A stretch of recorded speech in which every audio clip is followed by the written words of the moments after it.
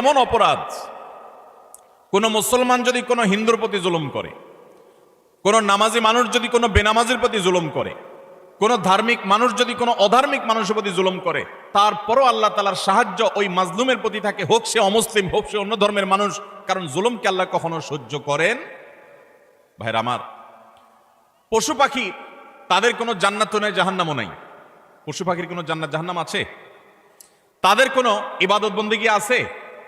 আল্লাহ তাআলা কিয়ামতের দিন গরু ছাগলকে জিজ্ঞাসা করবেন, তোমার যৌবনকাল কিভাবে কাটাইছো? ঘাস খায় কাটছো নাকি শুয়ে শুয়ে কাটছো? আল্লাহ জিজ্ঞাসা করবেন। জিজ্ঞাসাবাদ হবে মানুষের এবং জিনের। পশু পাখির কোনো জিজ্ঞাসাবাদ হবে? পশু পাখির আল্লাহ জিজ্ঞাসা করবেন, ঘাস বেশি খাইছো কিনা, অপচয় করছো কিনা? তোমার মালিক তোমাকে ঘাস খাইতে দিছে, অর্ধেক খাইছো আর অর্ধেক ফালাইছো, অপচয় করছো, জবাব দাও। এরকম কোনো কথা আছে হাদিস কোরআনে? নাই। তাদের কোনো বিচার নেই। কিন্তু জুলুম এমন অপরাধ, পশু পাখি পর্যন্ত একজন আরেকজনের প্রতি জুলুম করে।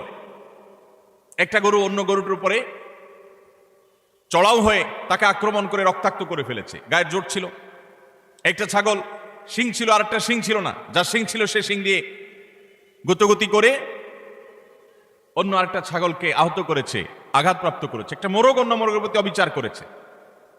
নবী করিম সাল্লাল্লাহু আলাইহি সাল্লামের সুস্পষ্ট হাদিস পাওয়া যায়, কিয়ামতের ময়দানে এই পশুগুলোকে আল্লাহ তাআলা মাটি হওয়া থেকে আবার পুনরায় সৃষ্টি করবেন এবং দুনিয়াতে যে যার প্রতি অবিচার করেছে সেই অবিচারের বিচার আল্লাহ করবেন। যে এখন তুমি যে দুর্বল ছিল, সে সবল যে তার প্রতি জুলুম করেছে, তার প্রায়শ্চিত্ত স্বরূপ তাকে সে গুঁতো মারবে এবং এর শাস্তি পাবে। এরপর আল্লাহ বলবেন, কুনু তুরাবা, তোমরা আবার মাটি হয়ে যাও, আবার তারা মাটির সাথে মিশে যাবে। অর্থাৎ তাদের কোনো বিচার নেই। কিন্তু পশু পাখিও যদি একে অন্যের প্রতি জুলুম করে, আল্লাহ রাব্বুল ইজ্জত তার বিচার কিয়ামতের ময়দানে করবেন। তাহলে মানুষের জুলুম এটা কত জঘন্য হতে পারে, কত ভয়াবহ হতে পারে। কোরআনে কারিমে আল্লাহ তাআলা বলেছেন, ওমা রব্বুকা বিযাল্লামিল লিল আবিদ, তোমার রব আল্লাহ তিনি বান্দার প্রতি কোনো জুলুম করেন না। আল্লাহ হাদিসে কুদসিতে বলেছেন, ইন্নী হারামতু যুলমা আলা নাফসি, আমি আল্লাহ, আল্লাহ বলেছেন তিনি আল্লাহ, তিনি তার নিজের প্রতি নিজে জুলুমকে হারাম করে দিয়েছেন।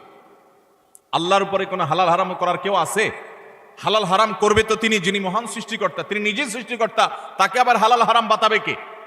তার জন্য কোনো বিধিনিষেধ তো থাকার কথা নয়, কিন্তু তিনি নিজের প্রতি নিজে এটা আরোপ করেছেন যে আমি জুলুমকে আমার উপরে হারাম করে দিয়েছি।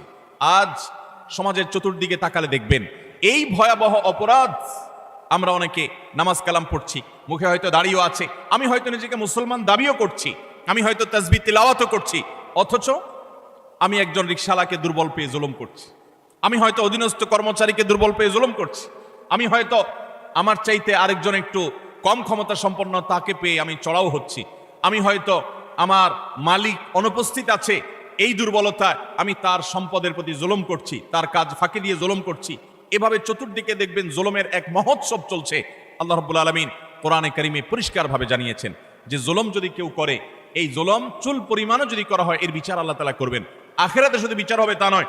আমরা যে হাদিসটি আবু দাউদ এবং তিরমিজিতে পাই, সেই হাদিসে নবী সাল্লাল্লাহু আলাইহি ওয়াসাল্লাম বলেছেন, মা মিন যামবিন আজদারু আন ইউআজ্জিলাল্লাহু লিসাহিবিহি আল উকুবা ফিদ দুনিয়া মা মা ইয়াদখিরহু ফিল আখিরাহ মিসলাল বাগয়ি ওয়া কাতিআতির রাহম। জুলুম এবং অবিচার যদি কেউ করে, তো এর শাস্তি আখিরাতে যা আল্লাহ রেখেছেন তা তো হবেই, দুনিয়াতে নগদ শাস্তি ভোগ করা ছাড়া মানুষ পা নাড়াতে পারবে না।